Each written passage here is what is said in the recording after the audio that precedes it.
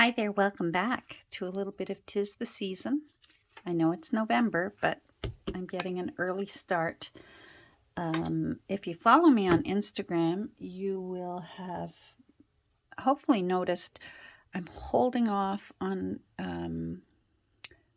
putting the little Woodland Christmas journal that I just finished into my Etsy shop yet. Our Canada Postal System is on the verge of possibly having a strike. So it just means a little bit of patience on my part. I would just feel better about it and just wait until they make a decision one way or the other. And usually if there is a postal strike, it's short-lived because it's such an essential service. So, and I would prefer that rather than send it on its way, find out, boom, strike, and have this little package sitting in limbo. Etsy does not like packages in limbo. So I would just prefer to hold off and be patient, and hopefully within a week or two, we'll have a better idea. If it looks like it's going to be lengthy, then yes, I will look into FedEx or UPS or one of the other many shipping companies that we have up here. So I just, for me, I prefer the convenience of Canada Post because I have a post office within walking distance of my house, so it's convenient. And I know it already. I know the system already. So there's that. So we might as well just get started on a new old book. And this grungy looking old book, which is definitely falling apart. It's even missing all of its front pages. It's already done half of the, oh no, looks like it's done all the work for me of gutting itself.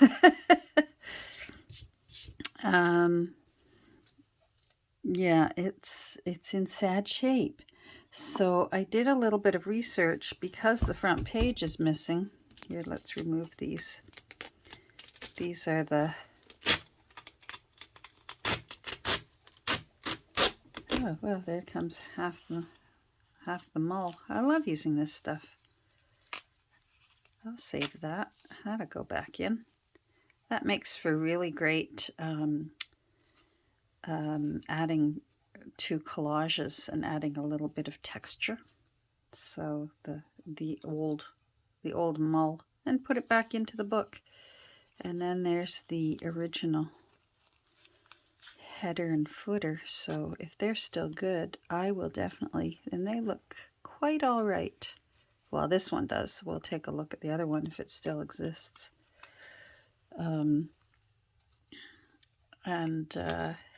If possible, we'll put them back into the little book. Anyhow, I did a little bit of research. It was especially hard because the front page is missing. I know the title of the book because, of course, it says it at the tops of the pages, and it says it on the spine. Dombey and Son by Dickens. I've never read Dombey and Son. So, and I don't plan on right now in the foreseeable future. That might make cool for collaging. I'm not going to get rid of that either. Let's take this header off. So I did the next best thing is to try and do a image search. Nothing came up.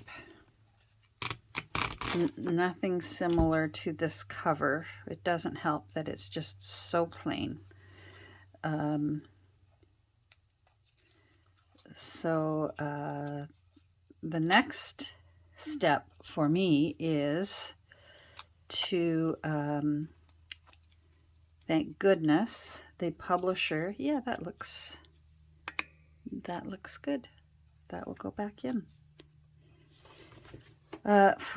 Is to look for the publisher and find out if it's an unusual publisher, find out how long they printed books for. Because at the very least, that can give us a window of time for how old this book is. So this book, we'll save this in its entirety because it, well, first of all, oh, I love blank pages. So we'll definitely save these, and they're lovely and mucky. And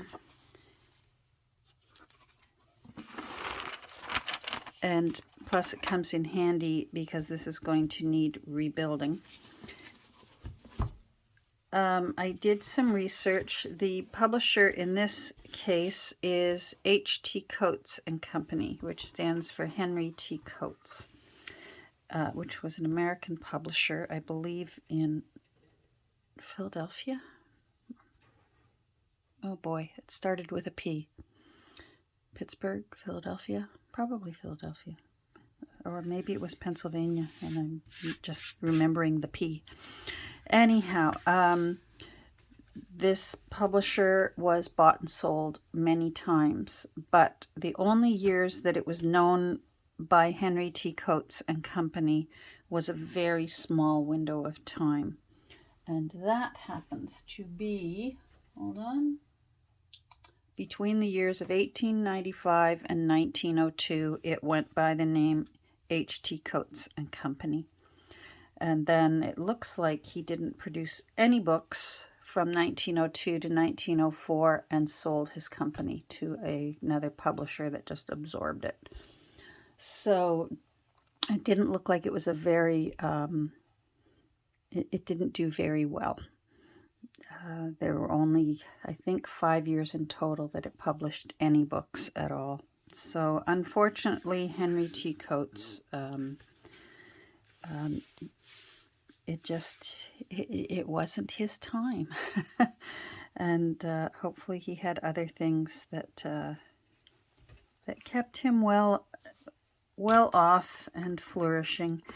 In the meantime, so that lets us know that this is an old book. So it's somewhere between 1895 and 1902. So the youngest it can be is 122 years old, but it could be older than that. I'm craving, we did a green book last time, so that's what made me think I want to do a red book. I want to do a little bit bigger so I can have a little bit more fun. I'm craving a bit of an old-time Christmas all sorts book. That's what I'm craving. Still going to focus on having mostly for a writable book that looks very Christmassy rather than filling every single page with pulls and tabs and secret spots and that sort of thing.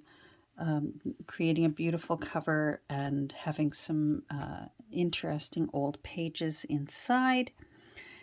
So let's get going. I can see that the first thing we're going to need to do is I'm not even going to try and clean this. I'm going to seal it so that anything underneath it is just going to get sealed underneath the sealant. So first, I'm not sure whether that's pencil or whether that is gouge marks. Either way, we love it. I love a grungy looking book. It just looks to be scratch marks, antique scratch marks.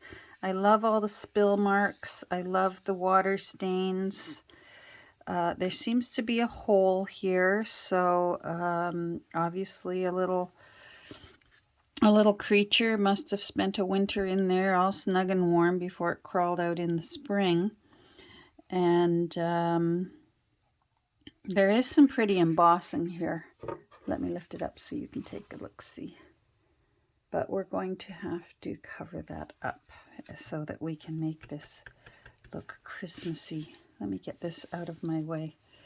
Boy, did it take some cleaning to get this, to give myself some room in this room after making such a tiny little book. The little Woodland book was so little, and made such a mess, kind of like a toddler. Christmas exploded all over my art room, and wowee, it was like a 2-year-old exploded all over my art room, and it was a 100-year-old exploded all over my art room. So who knows what a book this size will do.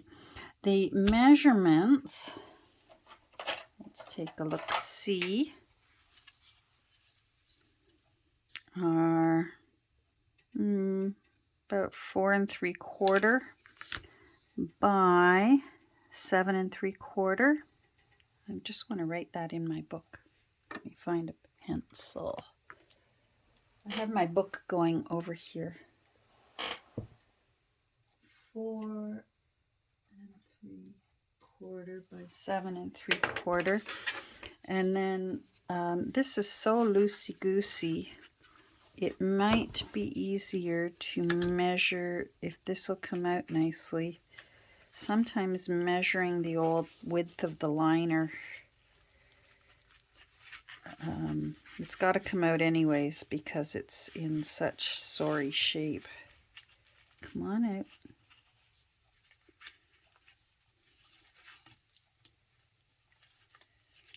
There we go. So thanks to Canada Post, my hopes for getting an early start on my Christmas journal could still be on hold, but that's all right, because once we know that everything's all settled and everyone's happy, I'll be able to put them in my shop, and hopefully maybe they will find new homes in time for the holiday. There we go. So sometimes I find it easier to measure this because this will be the new. So it's 1.5. I had a feeling it was 1.5 already. And so I have put in my book over here. If you're wondering, I always keep a book of the journals that I'm working on, and I've already decided that I want to put 9 signatures in. I usually like more than what the average junk journaler plans on 1 signature per 1/4 inch, so that would be 6. I like to work with odd numbers. The mathing, it comes easier to me when I know that I will have a signature in the very center of the spine. It's not anything superstitious or whatever. It's purely for my brain. Odd numbers tell me that there will be a signature dead center. And that's just easier for me to figure out. So that means I can go with 7, or if I want a prettier looking profile, especially for a bigger book, smaller signatures look prettier on the finished product. So I'm going to aim for 9. I can always go back to 7 if I'm finding that it's getting too bulky. I can always reduce it. So the goal is to aim high. So try for 9, and what's that? Aim for the stars, and if not, you'll hit the moon, or something like that. So I'd like to try and keep, there's a little, whoever sold this book, and it was a little store, hold on, little store in Barrie, Ontario. I've been to Barrie, Ontario many, many times. It's not small anymore. It used to be a little town, and it's not so little anymore. But it's on Lake Simcoe, For me, it's about 3 hours away. And yeah,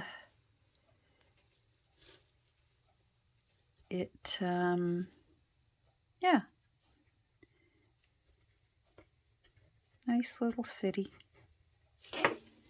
There we go. I want to keep that, and it will go back in as well.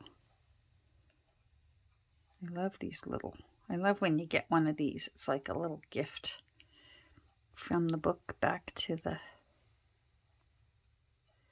Walter Scott, bookseller and stationer. Oh, see, now I'm going to have to look up Walter Scott, find out how long he was selling books up in Barrie. The nice thing about that is, if it's back when I think it was, Barrie was indeed a very small town, but it was big enough to have a newspaper. So a bookstore hopefully would have made their little local paper. They were always in search of news. Things as simple as somebody's going to Toronto for the weekend would make the news in a small town paper like that. I found my great aunt's wedding announcement in a newspaper. Like, they didn't even have to pay to put the wedding announcement in. It was considered news that the bride wore a dainty wedding was held in the parents' house of Miss so-and-so to Mr. so-and-so on such and such a day. And then it talked about the bride wore what color, because they didn't always wear white. They often wore their Sunday best. And I'm just going to take these off. We're going to put some Christmas paper inside, something Christmassy. And you know, the husband's name, and then it usually, I think it mentioned where they will honeymoon. They were going to honeymoon in Toronto. And then it usually says where the couple plan to take up their first residence and make a home. So that's the kind of things that make the news when you live in a smaller town. And it actually helps if you enjoy doing family genealogy. If you've got if your family lived in a small town, chances are you're going to be able to find them here and there. They'll have made the news somehow or other, even if it's that they won at the local fair. If they won a blue ribbon at the local fair, it'll make the papers. Now, these don't look too bad. That's far enough away. I don't have to worry about removing that edge. All of these don't look bad at all.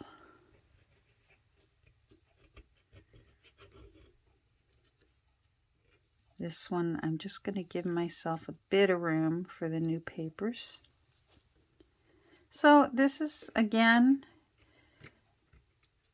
not a tutorial.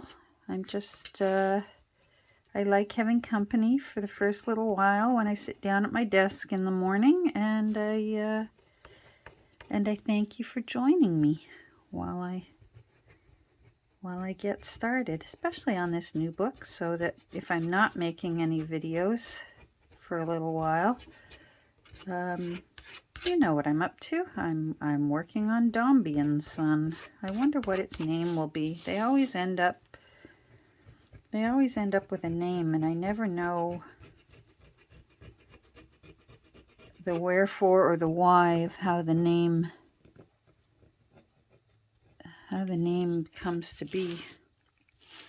Now, this may very well be fine just the way it is. I'm not going to worry about it. I'm not going to try to damp cloth this paper away. I don't trust this old cloth to hang on to the dye. I just don't. The book cloth has a nice little ridge to it. I don't know if you can hear it when I'm rubbing on it, but it's got a nice little ridge to it.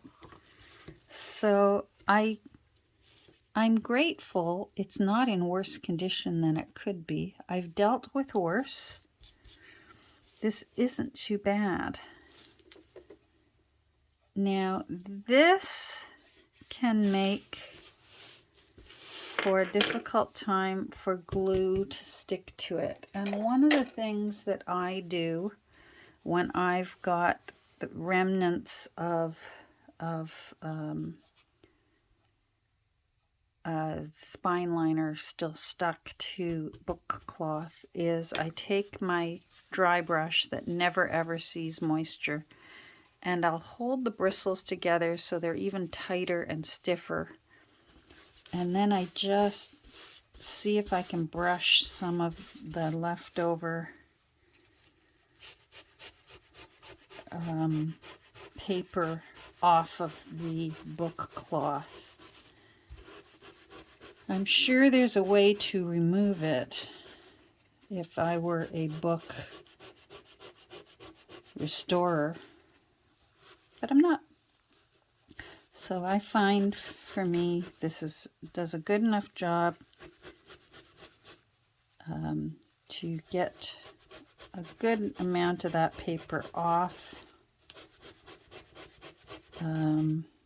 Make sure that you're a little bit gentle. I have gone right through the fabric in the past, so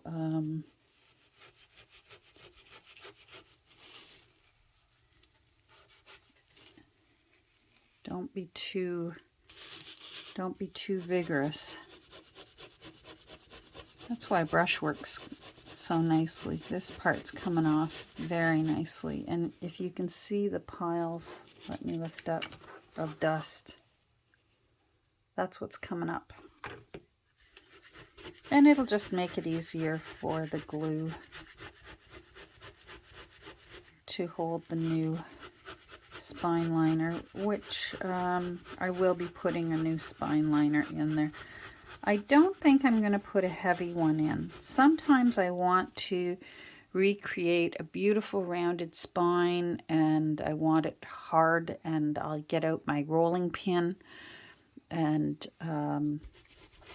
I don't want that in this case. I want this just nice and soft, and so I'm going to replace the spine liner with just a light, not paper, but not cardstock. And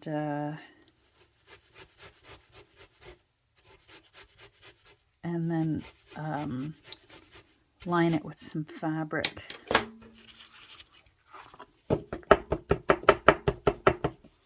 I think that will do. This sometimes fingernail is worth a try. Let's see. Yeah, you know what? Let's just do it. Well, I hope you're all doing well. It's a sunny day here, and it's really mild. I took the little miss outside for a bit of a run this morning. Let her blow a little steam off before she comes up here to sleep away her morning. I am grateful for her routine. She sort of really loves to have a lazy morning, and that's certainly my best time to get any work done at my desk is in the morning. Wow, we got way more off with that. I wonder if this would work.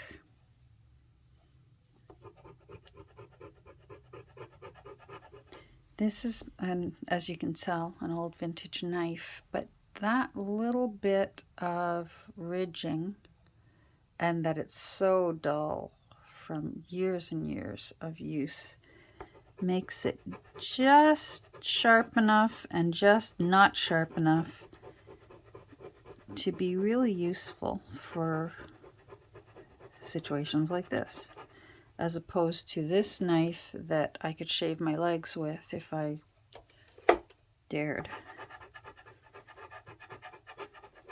I don't dare. My legs can just stay the way they are.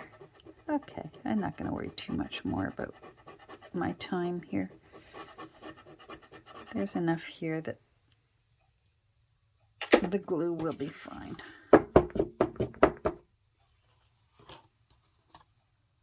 There, let's put this aside and let's clean up the mess that this 122-year-old has already made. Boy, I think I need to take a wet wipe to this desk. I know I should probably get in the habit of working on a mat, like a lot of journalers do. But they move around. I do use mats. I pull it out when I need to, but I really like just working on my desk. I don't mind that it does get all these marks and scuffs. It's earned it. So this is all... Oh, I almost threw out that. You know what? I'm going to pause and go take a look and see what I can find about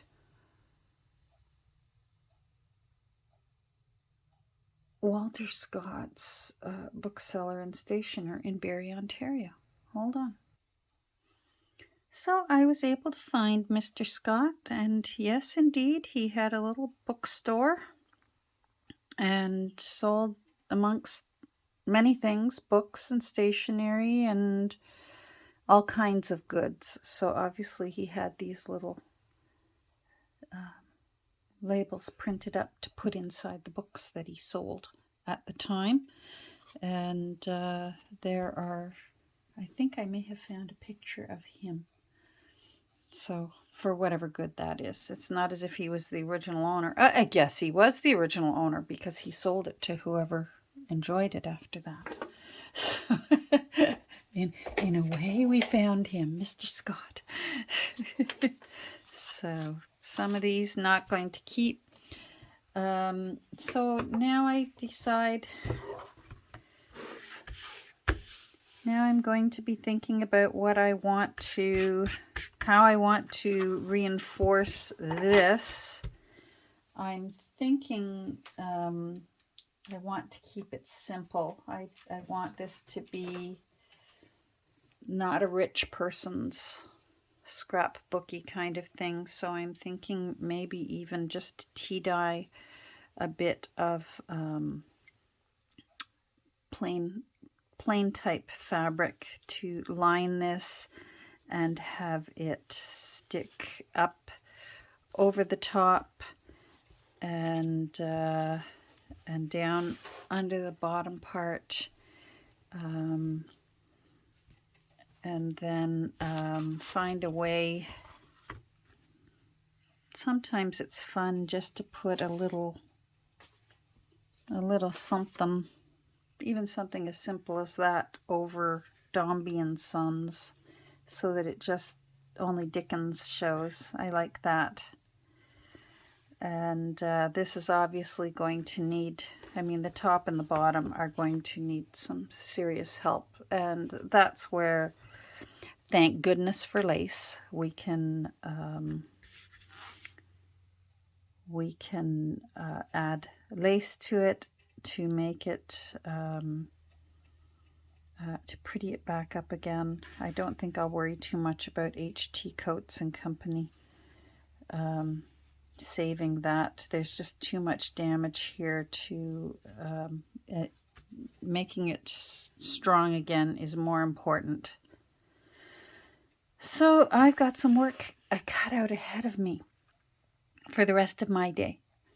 So thanks for joining me. I hope you have a busy day ahead of you that is good busy. And in the meantime, we'll get together soon. And hopefully you'll see some major changes to this cover. And maybe even get some signatures started and put together. So Thanks for joining me, and we'll talk soon. Bye.